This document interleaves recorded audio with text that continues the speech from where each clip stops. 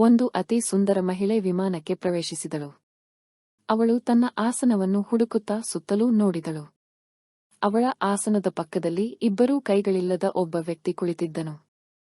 ಅವನ ಪಕ್ಕದಲ್ಲಿ ಕುಳಿತುಕೊಳ್ಳಲು ಆ ಮಹಿಳೆಗೆ ಹಿಂಜರಿಕೆ ಉಂಟಾಯಿತು. ಅವಳು ಏರ್ಹೋಸ್ಟೆಸ್ಗೆ ಹೇಳಿದಳು, ಈ ಆಸನದಲ್ಲಿ ನಾನು ಸುಲಭವಾಗಿ ಪ್ರಯಾಣ ಮಾಡಲಾಗುವುದಿಲ್ಲ, ಯಾಕೆಂದರೆ ನನ್ನ ಪಕ್ಕದಲ್ಲಿ ಕುಳಿತಿರುವ ವ್ಯಕ್ತಿಗೆ ಎರಡು ಕೈಗಳಿಲ್ಲ. ಅವಳು ಆಸನ ಬದಲಾಯಿಸಬೇಕೆಂದು ಮನವಿ ಮಾಡಿದರು. ಅದಕ್ಕೆ ಏರ್ಹೋಸ್ಟೆಸ್ ಆಶ್ಚರ್ಯದಿಂದ ಕೇಳಿದರು, ಮ್ಯಾಡಮ್, ದಯವಿಟ್ಟು ಕಾರಣವನ್ನು ತಿಳಿಸಬಹುದೇ? ಆ ಮಹಿಳೆ ಉತ್ತರಿಸಿದಳು, ನನಗೆ ಇಂತಹ ಜನರು ಇಷ್ಟವಿಲ್ಲ. ಇವರ ಪಕ್ಕದಲ್ಲಿ ಕುಳಿತು ಪ್ರಯಾಣ ಮಾಡಲು ನನಗೆ ಸಾಧ್ಯವಿಲ್ಲ.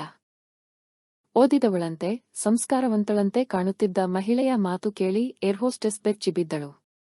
ಆ ಮಹಿಳೆ ಮತ್ತೆ ಒತ್ತಾಯಿಸಿ ಹೇಳಿದರು, ನನಗೆ ಬೇರೆ ಆಸನ ನೀಡಿ. ಏರ್ಹೋಸ್ಟೆಸ್ ಸಂಪೂರ್ಣ ವಿಮಾನದಲ್ಲಿ ಖಾಲಿ ಆಸನ ಹುಡುಕಿದಳು. ಆದರೆ ಎಕಾನಮಿ ಕ್ಲಾಸ್ನಲ್ಲಿ ಒಂದು ಖಾಲಿ ಆಸನ ಇರಲಿಲ್ಲ. ಆಗ ಅವಳು ಹೇಳಿದರು, ಮ್ಯಾಡಮ್, ಇಲ್ಲಿ ಖಾಲಿ ಆಸನಗಳಿಲ್ಲ. ಪ್ರಯಾಣಿಕರ ಸೌಲಭ್ಯ ನಮ್ಮ ಹೊಣೆ. ನಾನು ಕ್ಯಾಪ್ಟನ್ ಜೊತೆ ಮಾತನಾಡಿ ಬರುತ್ತೇನೆ. ದಯವಿಟ್ಟು ಸ್ವಲ್ಪ ಸಹನೆ ವಹಿಸಿ. ಕೆಲವು ಸಮಯದ ನಂತರ ಏರ್ಹೋಸ್ಟೆಸ್ ಮರಳಿ ಬಂದು ಹೇಳಿದರು, ಮ್ಯಾಡಮ್, ನಿಮಗೆ ಉಂಟಾದ ಅಸೌಕರ್ಯಕ್ಕೆ ವಿಷಾದಿಸುತ್ತೇವೆ.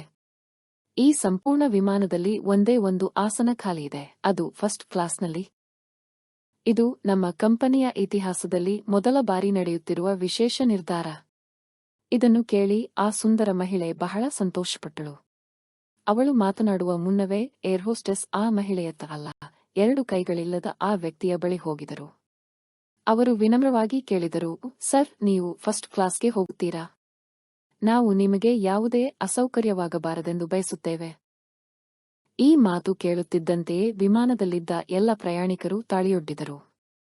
ಆ ಸಮಯದಲ್ಲಿ ಆ ವ್ಯಕ್ತಿ ನಿಂತು ಹೇಳಿದರು, ನಾನು ಒಬ್ಬ ಮಾಜಿ ಸೈನಿಕ. ಸೀಮೆಯಲ್ಲಿ ನಡೆದ ಬಾಂಬ್ ಸ್ಫೋಟದಲ್ಲಿ ನಾನು ನನ್ನ ಎರಡೂ ಕೈಗಳನ್ನು ಕಳೆದುಕೊಂಡೆ. ಈ ದೇವಿಯ ಮಾತುಗಳನ್ನು ನಾನು ಮೊದಲು ಕೇಳಿದಾಗ ನಾನು ಯಾರ ರಕ್ಷಣೆಗೆ ನನ್ನ ಜೀವವನ್ನೇ ಪಣಕ್ಕಿಟ್ಟೆ ಎಂದು ಯೋಚಿಸಿದ್ದೆ.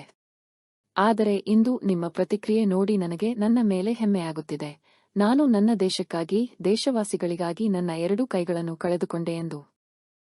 ಅಷ್ಟು ಹೇಳಿ ಅವರು ಫಸ್ಟ್ ಕ್ಲಾಸ್ ಕಡೆಗೆ ತೆರಳಿದರು. ಆ ಸುಂದರ ಮಹಿಳೆ ಸಂಪೂರ್ಣವಾಗಿ ಲಜ್ಜೆಯಿಂದ ತಲೆಯೊಗ್ಗಿಸಿ ತನ್ನ ಆಸನದಲ್ಲಿ ಕುಳಿತಳು. ಯೋಚನೆಗಳಲ್ಲಿ ಉದಾರತೆ ಇಲ್ಲದಿದ್ದರೆ ಅಂತಹ ಸೌಂದರ್ಯಕ್ಕೆ ಯಾವುದೇ ಮೌಲ್ಯವಿಲ್ಲ. ಕತೆ ನಿಮಗೆ ಇಷ್ಟವಾದರೆ ಲೈಕ್, ಶೇರ್ ಮತ್ತು ಸಬ್ಸ್ಕ್ರೈಬ್ ಮಾಡುವುದು ಮರೆಯಬೇಡಿ.